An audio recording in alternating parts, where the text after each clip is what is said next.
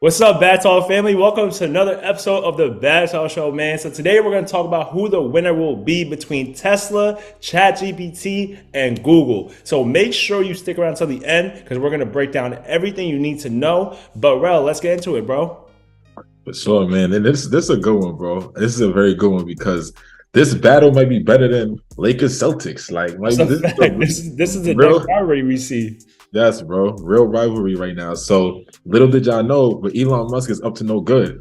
He is recruiting a team to develop a rival for ChatGPT as well as Google. So lately, what he's been doing is he recruited somebody who used to work at Google, somebody by the name of Igor Babushkin.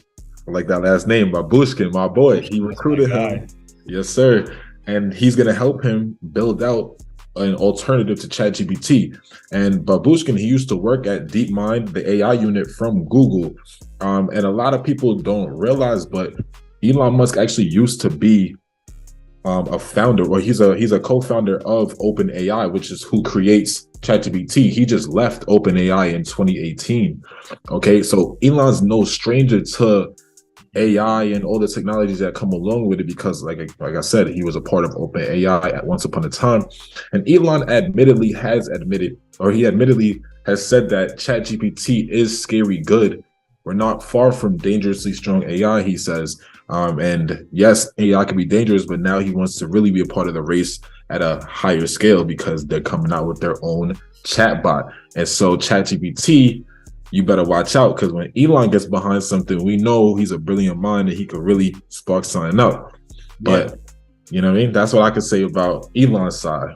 So the thing is, if you think about it, I think what he's doing is kind of interesting, right? Because since he already has an idea of what ChatGPT looks like, and we're going to get into, guys, what ChatGPT is. We already explained to you guys before and how much progress they really are making. But since Elon already knows the ins and outs, it's kind of like, yo, I already know how good it is. I know the feedback that it's gotten. I know the problems that it took to get to this point.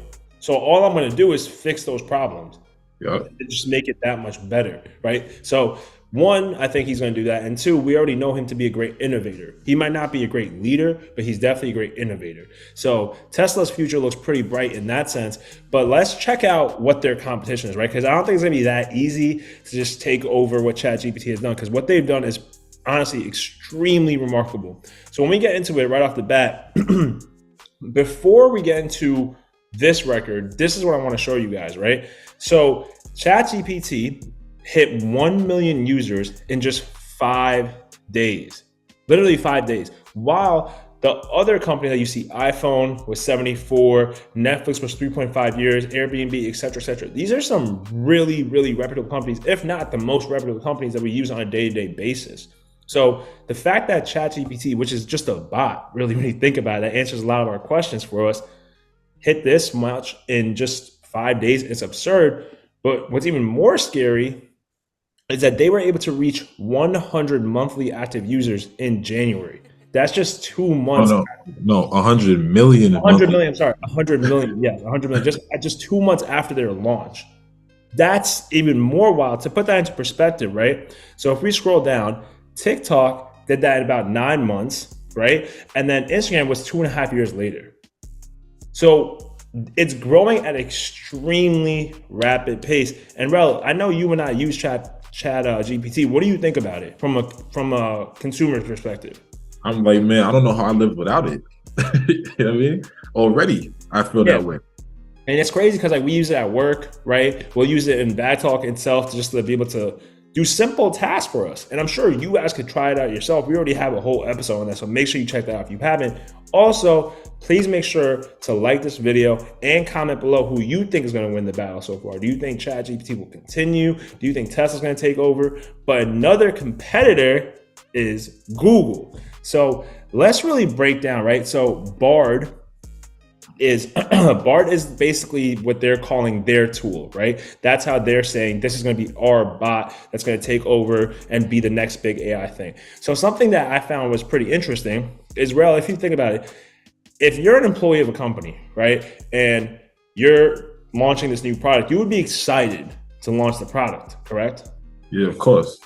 However, Google people themselves, their employees, are actually not that excited. When you come down here, it says unenthused employees use internal forums to basically talk about their new task, about testing out Bard, right? And they say their trend, like the whole trend right now, is internally mocking the chatbot itself. So that was one piece. And you might be thinking, yo, like, as we just said, if you're an employee, why would you be mocking it? Correct? Yeah.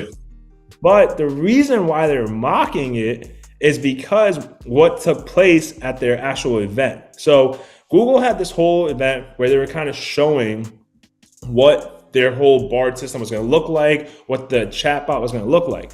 However, during this entire event, what ended up happening is they got an answer wrong. So we want to show you guys what ended up happening. There's a live tweet that took place, right? So they asked this question about it. Oh, it's actually going to go right there. But they asked this question to say, you know, XYZ, they're typing out this question and give us all the answers. It would all make sense and it works really well. However, this actually got the answer wrong. So when the answer went wrong, Google took a huge hit in the market. I believe it went down 9%. So let's talk about that real quick while I find out the exact percentage. What do you think about that, Rel? Yeah, bro, that was sad. And the thing is, you guys gotta understand, like, ChatGPT has everybody shook right now. Everybody's scared, like, man, are they taking over the industry, the search industry? Like, Google search is a huge part of their business, of course, right? And so if you got something that's coming in as competition, you're gonna feel pressure to like retaliate because everybody's like, yo, ChatGPT looking better than y'all, so we need Google to come out with something. So they rushed their product, and that's why the Google developers are like pretty annoyed, or the people that work on the tech staff, because it's just like, yo, why are we rushing this out just because ChatGPT came out? Now we rushed the product, we look bad on the world stage, and like Newski said, their stock sold all the way off when that happened. Bro. And I found it right here. So it says they lost 100 billion in market value on Wednesday after its new chatbot shared inaccurate information in a promotional video in a company event, failed to basically just do what they were supposed to do, which leads to concerns, right? And 100 billion, that's a lot of money. You might think it's Google, so it can carry that. Bro, if you're a $1 trillion company, losing 100 billion is literally losing 10% in a day. So just put that into perspective, right? So now you guys have an understanding of there's different bots out there and there's these big companies. Well, what's your opinion? Who do you think takes over? All right, so, you know, even at the link you were just showing too, you don't have to pull it back up or nothing, but they mentioned Microsoft and how, we know Microsoft is outwardly, openly invested into OpenAI. Yep. And so this is really, if you think about it, a competition between Tesla, Microsoft, and Google. It really was between Microsoft and Google at a point, and now Tesla's inserting themselves into this competition. So I'm very excited to see what Tesla has to bring to the table, because we know Elon's mind, but at the same time, ChatGPT has proven themselves worthy. Microsoft is benefiting off of that. They've implemented ChatGPT into their Bing protocol, as well as other products that Microsoft has. They plan on implementing ChatGPT into all their services. So that's going to launch Microsoft up.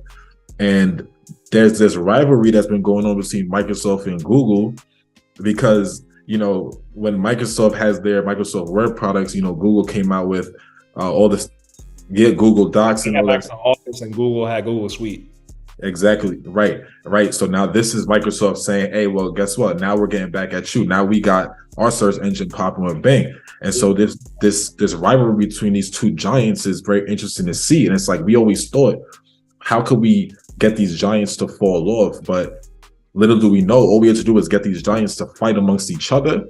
And that's how they fall off, because Microsoft could take out Google, and Google could take out Microsoft. They're the only ones that could defeat each other. Tesla could take out so-and-so, right? So it's going to be funny to see.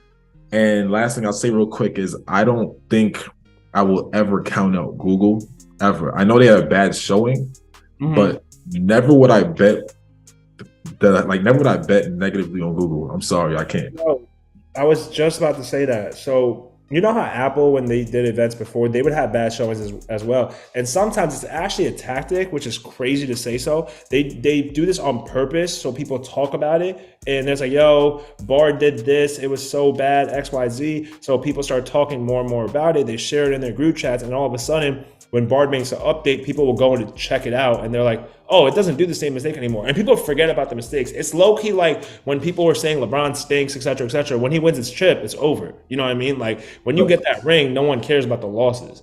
So it's kind of what Google could be doing in a way, to your point. Another company I saw when we were doing this research was Apple. So Apple's actually staying quiet right now, but they low-key said they might come out with something. They're testing it out, and this reminds me so much between Samsung, Galaxy, and what Apple did with them. Samsung would do everything first, Apple would just come in after and take over because they have all the money in the world. So I don't count them out either, but it's definitely going to be good. I guess I don't even want to say 3-4 years. We're going to find out the way it's looking in like the next months, how it's going to look. So I'm personally excited. Technology is definitely accelerated, so we may find out very soon. And I did see that too. Like Apple, I think is looking to implement it into like Siri and stuff like that. Like yes, exactly. You know, right? Like you have a phone already, Apple, right? They don't have to like Safari is what they use. What if they just put into Safari? Yup. Bro, I could get it. That could be huge for Apple. And like you said, Apple be staying quiet. I feel like Apple is doing what Google almost should have done, which is kind of like wait and see what the waters look like before diving in. But at the same time, I get why Google felt pressured because I believe 90% of Google's revenue comes from their ad business and that's through search. And so if the search side of your business is being attacked right now, that's everything for Google. They couldn't really chill. No, I get that. I feel like they could have held back a little bit too. Hindsight's 2020, so we can always just be like, oh yeah, you should have held back, blah blah blah. But it's like, yo, if you knew that ChatGPT was 2020, they can't do anything, I guess, after 2020. You kind of had leverage in a way, right? So they could have waited, but hindsight's always 2020. So for us, it's easy to say, but for them, a lot of pressure. And as a product manager, I understand that you want to launch something and get feedback. So they got feedback. Now they just got to get better. So and when you look at it, it was an easy mistake to fix, bro. ChatGPT gets answers wrong all the time, and all the time. We have to test this out. Yeah, and I want to show this briefly because one thing I do appreciate for ChatGPT is the fact that they answer pretty much any type of question. So I tested this out. I asked a very random, unique question. I said, "What is the best way to shoot a basketball when you're sad?" It's weird, but ChatGPT can answer like anything, and that's where they specialize in. Like they give me a whole. Am I going through something? I said when I'm sad, like, yo, bro, we could talk about. Nah, y'all, if y'all listening, just make sure you comment something for Rel because he's clearly feeling away. I'll teach you something. Valentine's Day passed a couple weeks ago. You know what I'm saying? We made an episode. That's crazy. Yeah, that's right. You know what I'm saying? I'm not feeling too good, but nah. On the real though, like, look at the answer they gave me. It was really detailed. They actually gave me something to help for a person who's shooting a basketball while sad. And so then I typed the same question in on Google, and it's very unrelated. Like, look what the same exact question. They're giving me just regular basketball shooting tips, nothing about when I'm sad. Like, it's not really helping me.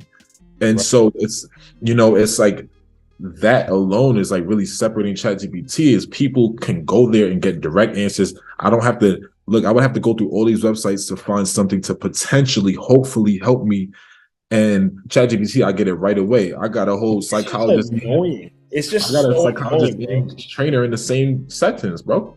It's just wild because when you think about it, it's like, yo, why did no one else think about this idea earlier? Like, everyone just kind of sat back and took Google for what it is. Like, oh, just if you don't know it, Google it. But when you think about it, Google gives you so many different links. It doesn't give you the exact answer you want in one spot. ChatGPT was like, okay, what if I just want one answer? So they gathered all the information that's ever been in the internet and just made it. It's just, hindsight's really 2020. That's what I think.